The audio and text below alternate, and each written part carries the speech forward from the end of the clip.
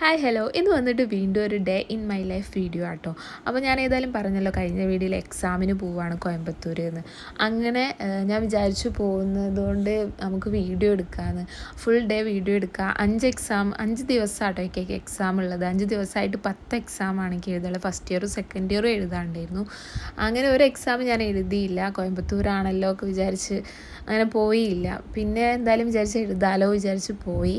അങ്ങനെ 2 ദിവസം ഞാൻ ഡെയിലി അങ്ങോട്ടും ഇങ്ങോട്ടും പോയി വരില്ലായിരുന്നു. അപ്പോൾ ആകെപ്പാടെ ക്ഷീണിച്ചതുകൊണ്ട് എനിക്കൊന്നും ഒരു വീഡിയോ എടുക്കാൻ പറ്റിയില്ല. അപ്പോൾ ഞങ്ങൾ വിചാരിച്ച് ഏതായാലും തിങ്കളാഴ്ച ഏതായാലും നമുക്ക് കോയമ്പത്തൂർ പോയി നിൽക്കാമെന്ന്.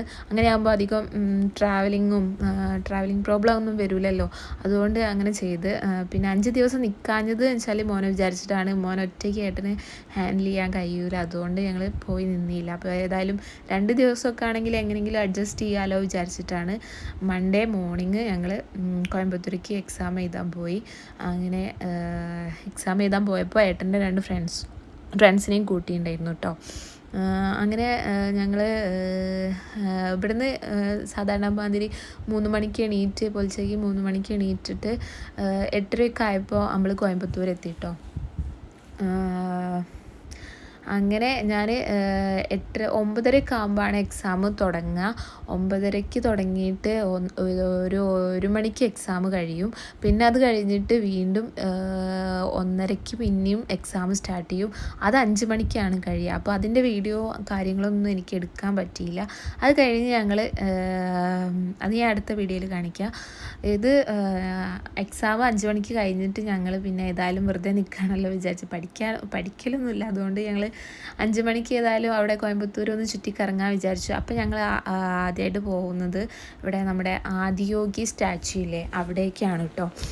ആദ്യമൊക്കെ ഞാൻ യൂട്യൂബിൽ വീഡിയോ കാണുമ്പോൾ ഞാൻ വിചാരിക്കുക ഇതെന്തോ അമ്പലമാണ് അങ്ങനെയൊക്കെ ഞാൻ വിചാരിച്ചിരുന്നത്. പക്ഷേ പോയി നോക്കിയപ്പോഴാണ് മനസ്സിലായത് അതൊരു യോഗ സെൻറ്റർ മാതിരിയാണ് പ്രവർത്തിച്ച് വരുന്നത്. ഈ ഇഷ ഫൗണ്ടേഷൻ്റെ അണ്ടറിൽ അങ്ങനെ എന്തോ ആണ് ഓരോ സംഭവമാണ്. അതൊരു യോഗ സെൻറ്റർ മാതിരിയാണ് ഈ സ്റ്റാച്യു എന്ന് വെച്ചാൽ 112 അടിയോളം വരുന്നതാണ്. ഇത് നിർമ്മിച്ചത് വെച്ചാൽ ഒരു മെറ്റലിനോടാണ് ആ ശില്പം ഫുള്ള് നിർമ്മിച്ചത്. നമുക്ക് തൊട്ട് നോക്കാനൊന്നും പറ്റില്ല. അങ്ങനെയാണ് പറഞ്ഞു വരുന്നത് മെറ്റലാണ് എന്ന്. പിന്നെ വന്നിട്ട് ഇവിടെ ഒരു 7 മണിയൊക്കെ ആവുന്ന സമയത്ത് കറക്റ്റ് 7 മണിയാകുമ്പോൾ ലൈറ്റ് ഷോ ഒക്കെ തുടങ്ങും കേട്ടോ. നല്ല ഡി ജെ അല്ല നല്ല പാട്ട് കാര്യങ്ങളൊക്കെ വെച്ച് നല്ല വലിയ സ്പീക്കറൊക്കെ ഉണ്ട് അവിടെ. പിന്നെ ഈ ശിവൻ്റെ കഴുത്തിലെ ആ മാല ഫുൾ രുദ്രാക്ഷം കൊണ്ടാണ് കേട്ടോ ഉണ്ടാക്കിയത്. അത് ഞാൻ കാണിച്ചു തരാം. പിക്ക് ഇതാ ഇവിടെ മുകളിൽ കാണിച്ചു തരാം.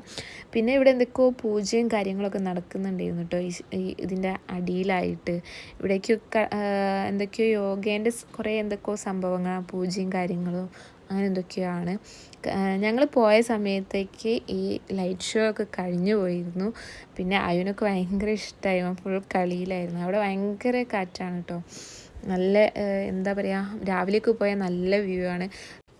നല്ല പാർക്കിങ്ങും കാര്യങ്ങളും എല്ലാം ഉണ്ട്. ഇത് രാവിലെ വന്നാൽ നല്ല വ്യൂ ആണ് കേട്ടോ.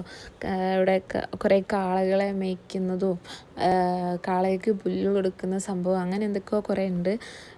പിന്നെ കുറേ കാളവണ്ടിയൊക്കെ ആയിട്ട് കുറേ ഉണ്ട്. കുറേ നടക്കാനുള്ളത് കൊണ്ട് കാളവണ്ടിയും കാര്യങ്ങളൊക്കെ ഉണ്ട്. നല്ല പാർക്കിംഗ് ആണ്. പിന്നെ കൂടുതലായിട്ട് വിദേശികളാണ് ഇവിടെ വരുന്നത്. ഏറ്റവും വലിയ അർദ്ധശില്പമാണ് കേട്ടോ. കാരണം വെച്ചാൽ ശിവൻ്റെ പകുതിയല്ലേ ഉള്ളൂ. അപ്പോൾ ലോകത്തിലെ തന്നെ ഏറ്റവും വലിയ അർദ്ധശില്പ ഇതാണ്. ഞങ്ങൾ നല്ലൊരു അറ്റ്മോസ്ഫിയർ അതിനോട് കുറേ നേരം അവിടെ സ്പെൻഡ് ചെയ്തു.